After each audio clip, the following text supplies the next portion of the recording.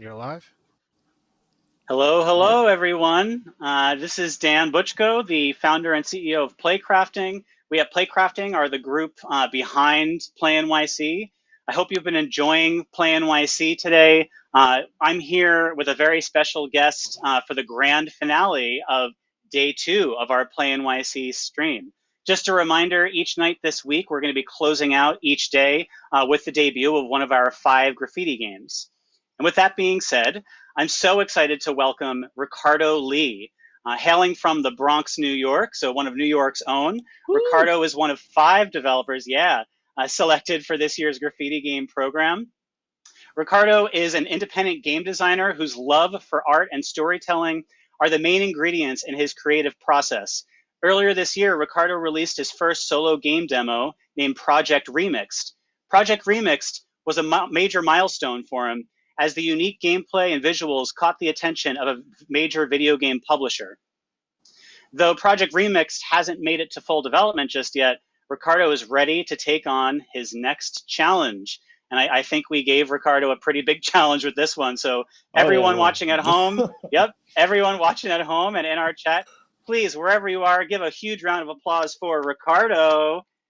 Hey there, Thank Ricardo. you. Thank you. Thank you. Hey, how you doing, buddy? I'm doing well. It's a very strange world that we're living in, and this is our 4th Play NYC, and Hmm. of course, it's the first time we're ever doing it virtual. So while it's a bummer to not be able to be with you in person and be able to show everybody the games that everyone's been working on in person in New York, it's so cool to be able to have you beam in with us for the night. Yeah, no, man. It's just, honestly, this is great. It's stuff like this, during times like this that keeps you going. So this is very encouraging. It's very motivating. So yeah, it's honestly this keeps your mind busy. So I haven't been dealing with depression or this is good. This is good stuff. Awesome. Is there anything I like left out in the bio for you that you might want to call out? Oh no, no. No, I think you said it well.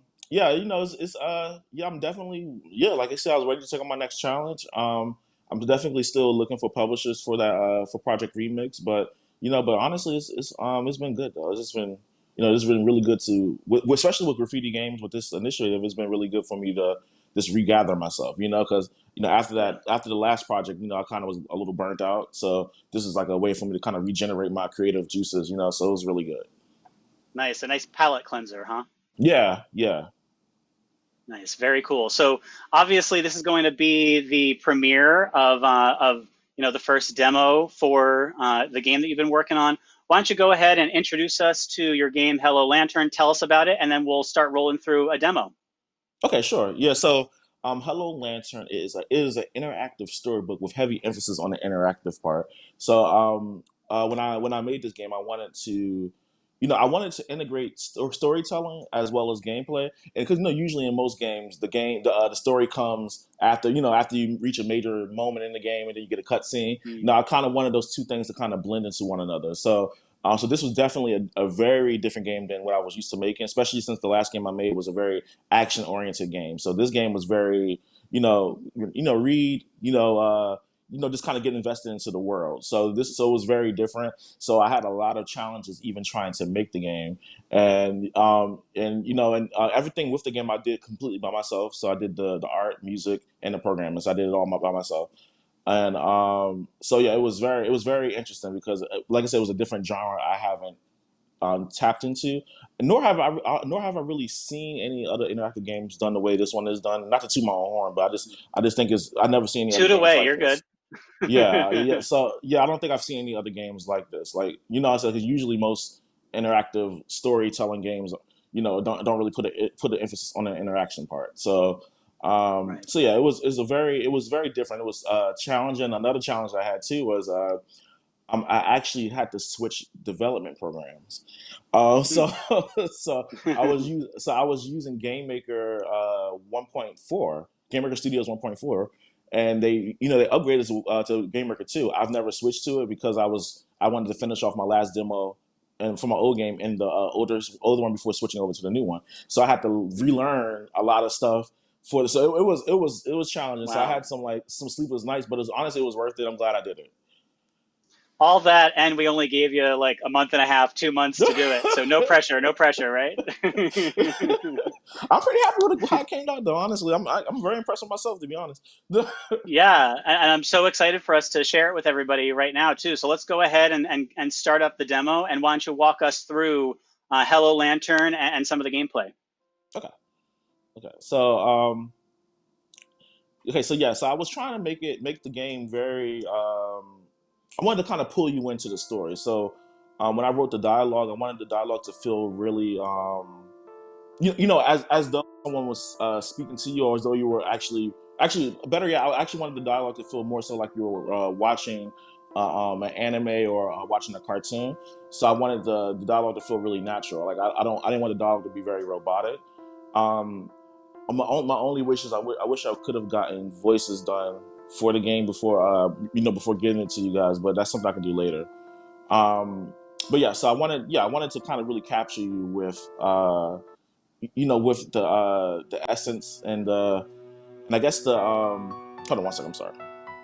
Yeah, I really wanted to capture you with the essence of the story and the world. So I wanted the music to really just lock you in as well as the game.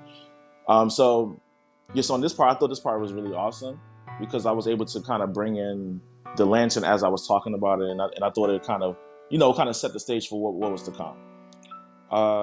Let's see. Wait for it to get to the next part. Okay. So when I initially started this game, I actually started doing the art first because I saw it in my mind, and I thought the art was very important. So, all right. So now here on this part of the game, okay. So this is when some of the characters are introduced.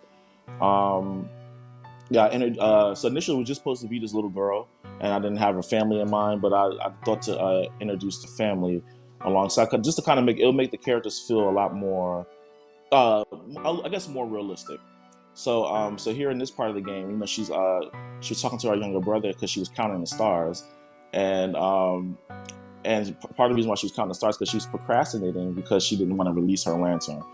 Um, so she's telling her brother that she's counting the stars, and there's a legend that says if you can count 100 stars, then if you can count 100 stars, then your lantern will become a star once you release your sky lantern. So here in this part of the game, I actually wanted to display you actually counting the stars. So this is Wow. actually this is actual gameplay here. You're actually counting the stars as your like, as the character. So I thought that was really I thought it was one little thing that I could do with this that would make it really interesting, to kind of put you in the character's shoes. And so so because I think most games probably would just would have made you just watch this as a cutscene, but not really allow you to interact with it. Um, so so now she counted the stars. Now reality is about to set in for her because now she has to get ready to release her lantern, and it's something that she still doesn't want to do. And you see here is going to talk about she's hesitating before she releases it. And the thing is, the girl, the little girl, I really wanted to focus in the story. I wanted to focus on letting things go. And usually we all have like keepsakes or certain things that we hold on to that we don't want to let go. But something I've learned just in my life personally is that sometimes when you're holding on to something, even if it seems like it's a good thing, it can stop better things from coming. So Mm. that's part of the thing I wanted to capture here in this story. So so here now here is her. She's looking up. You can tell she's kind of reluctant and hesitant to release it. And now it's her father speaking to her, asking her, are you ready to release it? And before she could have even answered, he replies and tells her, if you don't want to release it, it's okay. You can keep your lantern, But then he's gonna kind of go into what I just said is, sometimes holding on to something can stop better things from coming into your life, So yeah, and this could, like I said, this could be something a physical thing. It can even be past hurts that you've been through. So just holding on to things sometimes can just hesitate you, or prevent you from moving forward in life. So I'm glad I was able to really capture that with this story. Um, this is coming up in a second. But so actually, when she releases the lantern, I actually made that part of the gameplay as well. So one thing I really loved about making this type of a game is that I can constantly change the way the game is played, and it makes sense. You see what I'm saying? So here's telling you now. Right. So here's you just hold the button, the space bar, and it zooms in on her. And once the wind blows, that's when you release the button to release the lantern. And then yeah, so it's give a nice little pan shot, and this is when the title screen comes in. Let's see. Beautiful. Thank you. And then it's going to go to the next part. So now in this next part is going to be really cool. You're going to actually play as the lantern you just released. Oh, wow. Yeah. So so now this part, it doesn't really have a particular goal in mind, but to make it to the end. But I really wanted this part of the game to kind of be like eye candy, you know. So I really want this part to be really pretty. I wanted it to be things, you know, that you see along the way while you're playing the game to kind of to catch you off guard, you know. So there's gonna be a lot of interesting moments that I think we're gonna see here. This part. Now, originally, what I had planned for this part while you're flying was, like I said, if I had time to actually, you know, get voices recorded, I was gonna actually have the game like reading to you as you're playing through this part. So as you're getting close to certain objects, you actually see some of the dialogue come up about the object that you're getting close to, and it will, like, you know, tell you like little stories about that as well. And I even wanted to have you know, interact with some of these other things that you saw. So you remember you just saw that boat that was there, you know, so you can interact with that boat, and it'll give you like different dialogue about the boat, the person riding the boat, and then you had the little guy sleeping in the clouds. So yeah, so I had So yeah, cute right there. Thank you. So yes, I wanted to have like little, you know, eye-catching things here to kind of that you can interact with, and you'll get like different dialogue to go along with those different things. So honestly, this part kind of reminds me of Pokemon Snap, and you know, Pokemon Snap, we were kind of on a rail, and you'll see different Pokemon as you went along. So something I really wanted to do, and it crashed. So, the lantern crashed until now. But yeah, something I really wanted to do here is yeah, I wanted to make this part so vast and interesting that you can play the game multiple times and see different things. And that's what I really wanted to do originally. So I really had that Pokemon Snap thing in mind, where you can kind of go through the same level, and if you know see different things at certain times, you can interact with those things to get new dialogue about these different things. So this part was kind of I know most of the story so far has been kind of grounded in reality, but this part is, you know, kind of went off the rails a little bit with this part. And you see, I got the nice little constellation. You know, I had a lot of fun doing the art in this part. It was interesting because it was very simple art, but I really had a lot of fun doing this.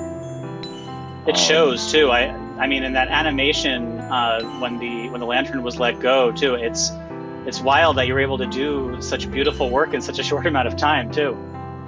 Man, listen, I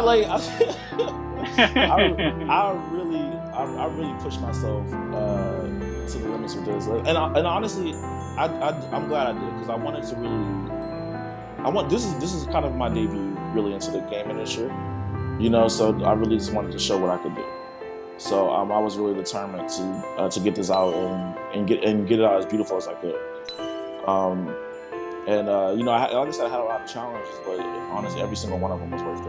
Okay, look at this part. This part is awesome. And oh wow. So I really wanted to have like really weird, crazy things happening, and that's my favorite animal, by the way, the orca whale. That's my favorite animal. Very cool. Thank you. Yeah. But yeah, this I wanted this to feel really personal though. Honestly, like a lot of things I've added in the game is, you know, little things that, you know, most people probably wouldn't notice are personal to me. You know, like the orca whale. That's a very personal thing. I love. That's my favorite animal. And actually, the lantern is actually my game company's logo, and I made it into the lantern. Yeah. Yeah. We have a question that came up in the chat that from Poshy Posh Lad, asking what inspired you to make a game about sky lanterns. So was it the logo itself that was the original inspiration? No. How did I get this idea? I think. I think I seen like an advertisement on like YouTube or something like that for like a Sky Lantern festival in Nevada, and and I was like, oh, this looks really cool. I would love to, you know, go to something like this, and you know, and then my brain just took over and it started being like, what if there's a game about a Sky Lantern, or like a story or an animation about a Sky Lantern, you know? So Yeah, so it was yeah. So my inspiration was kind of all over the place. Like the craziest things inspire me, to be honest. But okay, so now in this part, this is the part that was really fun. So this part is the main characters. They're in the car and they're driving away. From the festival. The festival was over at this point. And you can see some of the sky lanterns in the distance as well. And and but the little girl, she's still determined to see her sky lantern. So while they're driving in the car, she pulls out her dad's telescope to look for the sky lantern in the sky while she's driving. And you can actually play this part as well. Oh, nice. Yeah. So the point of this part of the game is to find the lantern and to zoom in on it by holding the space bar. So, but the lantern can get lost behind a cloud. So you have to try to catch it before. Yeah, and you only have 1 minute to do this part. So, because in the story, she was saying that her dad was like, "You only have 1 minute to catch the lantern because I'm about to get ready to drive in a tunnel. So you have to, so here it is, right here. You about to get ready to go behind the clouds. So you lost it. Yeah, this game was so fun. Honestly, I really had fun with this game. It's like honestly, I really could see myself doing more games like this. All Wow. right, there it goes.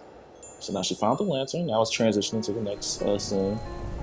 Now I didn't have time to add, when she drove into the tunnel. But this is the lantern now in the sky, and the wind is starting to pick up, and and then the wind is, Oh no.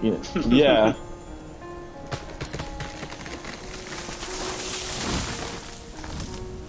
All right, now here's the zinger. So it's gonna be something really interesting that happens here. All right. Unfortunately, the lantern is on fire. No way. Well, no, it gets better. It gets better though. It gets better. So, so now this part was supposed to be one of the biggest climax of the story, and I really wanted to keep this part a secret up until it happened. So something's going to happen. So the lantern just burned up to a crisp. Now it's disintegrated. Now look what's happening now. Oh no, so cute. So all right. So yeah. So something I really wanted to happen here is when the lantern was supposed to no, the lantern was representing her letting go of something, but now it became this flame creature. And so it's like the love that she had for the lantern became something new and became something else. So I didn't get a chance to add the gameplay in when you play as the fire creature, but in part two, when I do make a part two, I would like to add that part in there to complete the entire story. Wow. Absolutely mesmerizing. I'm sitting here like Thank you. entranced. Thank you so much. Thank you so much. Yeah. No, it was a great, it was honestly just a great experience just working on this game, and it was an idea I've had for a while. I just never got a chance to put it on paper. So that was my first time really, getting it out there. So and like I said, I could have for the event, I could have just went with like an action game or something, but I was like, no, I always do action games. Let me do something. Let me do something not necessarily out of my box, but something I never really get a chance to show the side of myself. You know what I'm saying? So I was like, Right. let me do this. Yeah. That's exactly what this program's all about. We want to see, you know, how you think, how you work, and really, get this sort of imprint of you as an artist, as a programmer, as a designer in this game. And I have to say, it looks absolutely beautiful. And I know that you started out by saying it was a game about loss, but really, as it evolved and you walked us through each of the different segments, it became a game about rebirth and even love at the end. You tackled a lot of Yes. very big, uh, you know, things in there in such a short period of time.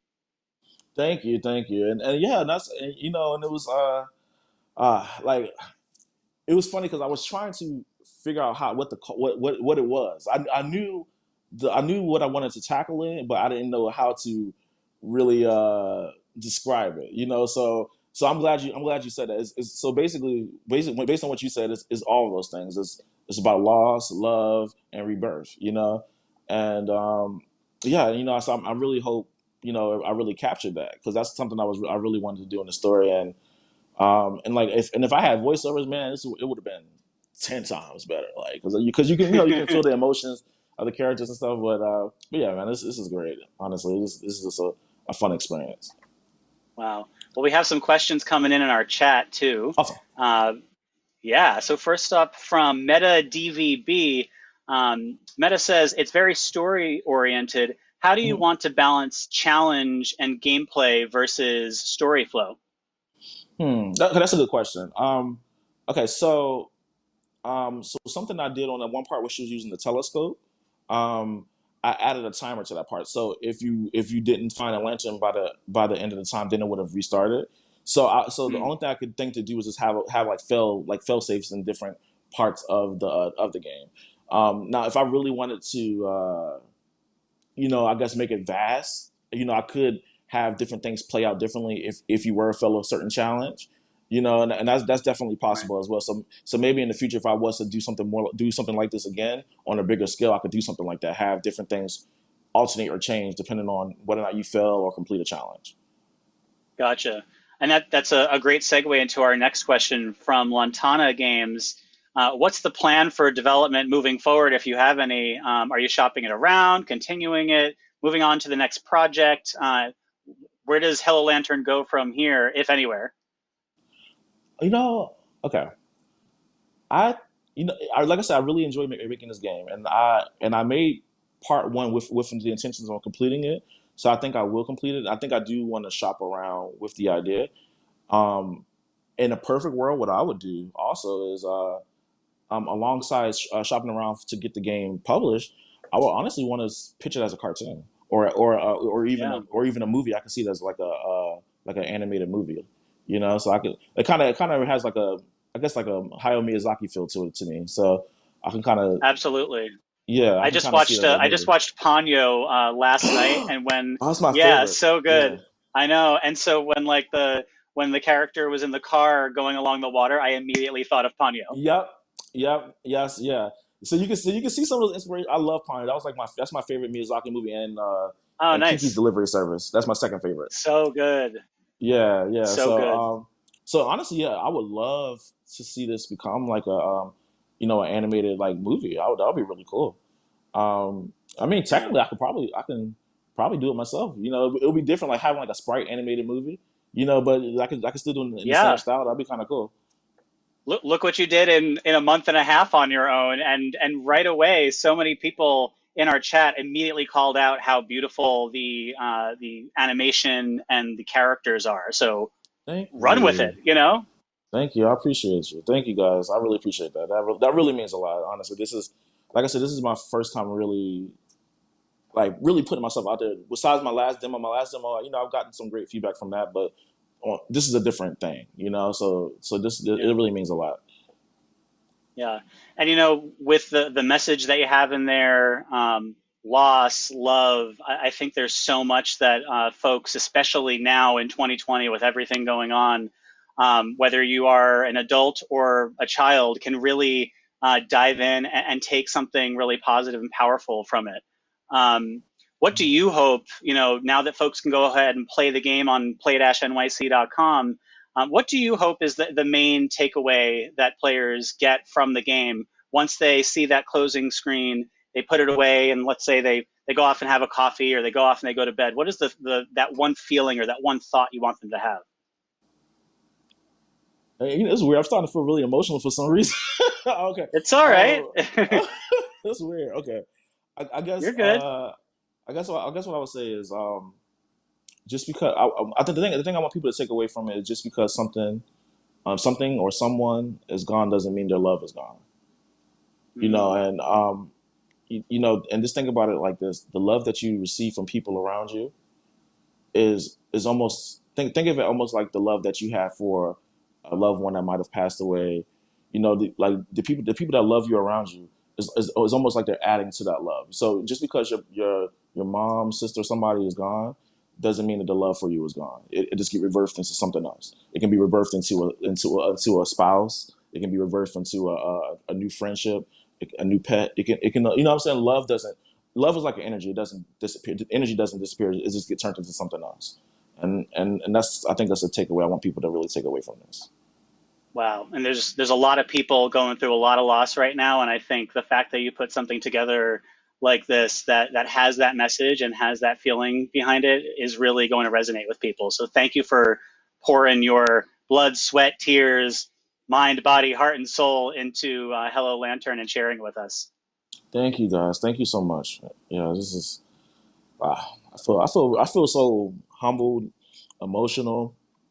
Like I feel like I need to have like one of those nights where you just like cuddle up to a teddy bear and watch. I'm a big teddy bear, so yeah. It's, like, don't let my stature fool you. I'm a teddy bear. Yeah, Yeah, yeah.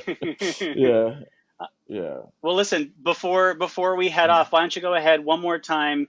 Just let everybody know where they can follow along with your work, Yeah, your sure. studio moving forward, and anything else coming up in your world. Okay, yeah, sure. You guys can follow me on Twitter, Instagram, Facebook. I'm at Nifiy Studios. That's Nifiy Studios with an S at the end. And yeah, just give us a follow, give us a like. If you played the game, tell us. Tell me. I'm sorry, it's not a us, it's me. Tell me. Tell It'll me be us what. soon enough. You're building. You're building. Yes, yes. Tell me what you think of it, and please share it. Please share it. It's a free game. I want as many people to play it as possible, and I wanted to get it out there and and see what happens because I would love to do a part two, even a part three. I have an idea for a whole like after I finish part two, I have an idea for a whole another part that leads into that. So yeah, Oh wow, that's amazing.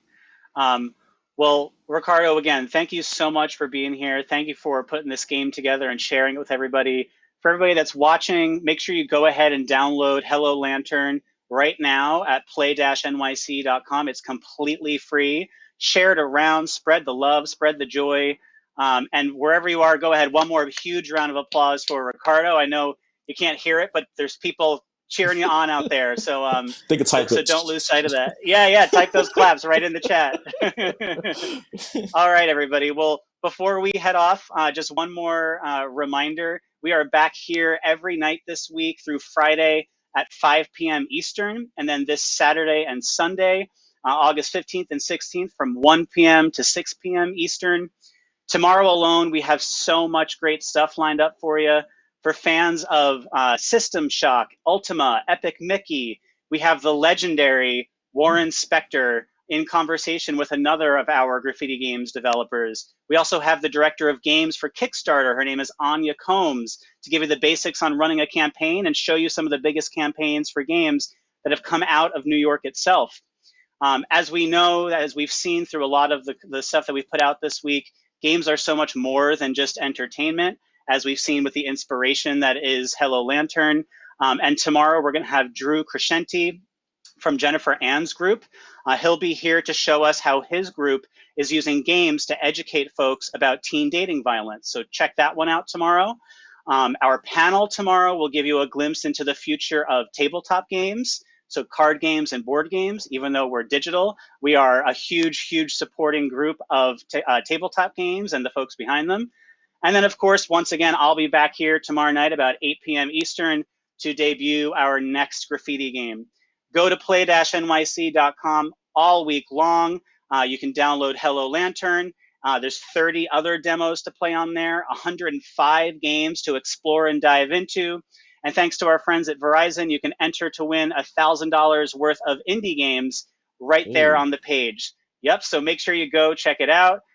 From everybody here at Playcrafting and Play NYC, have a great night, everyone, and we will see you tomorrow. Have a good one, All right. everybody. Good night, guys. A mind-blowing moment for me in my life is being able to play Kareem Campbell, a black character. You have no idea what it feels like to see a hero, a character that looks like you, and doing things in an environment that you otherwise wouldn't be able to exist in. Diverse content allows everybody from diverse backgrounds to feel like they have something to play and enjoy. It is very important right now that we redefine common experiences by our common humanity. Because life is full of diversity and choices. The Graffiti Games initiative has been an important part of Play NYC since we launched the convention back in 2017. We are so honored to celebrate and amplify the voices of Black game developers with this year's program. So I'm making an interactive storybook, and the idea behind it is to mix gameplay and storytelling at the same time. So I wanted to try that combination and see how it works. I am working on a game about love for Graffiti Games. We'll be creating Oni Fighter Yasuke, a 2D action Metroidvania set in the Warring States period, concerning the story of the first African samurai and aide to Oda Nobunaga. My game is called To Be With You. It is an interactive visual novel that explores the experience of fighting for a relationship that is going south. I want to thank Rockstar Games for their generous support of this year's Graffiti Games. Thanks to Rockstar, this year's games will make an even bigger impact than we ever could have imagined. I think it's beyond time that we have studios telling stories indicative of the diverse audience playing their games. It would be pretty boring to play the same game every day, just like it would be really boring to eat the same food every day. Unless it's tacos, but that's a different story. We all have stories that are worth being told. We all have stories that are worth being listened to. Join us at Play NYC 2020, August 10th through 16th, live at play-nyc.com.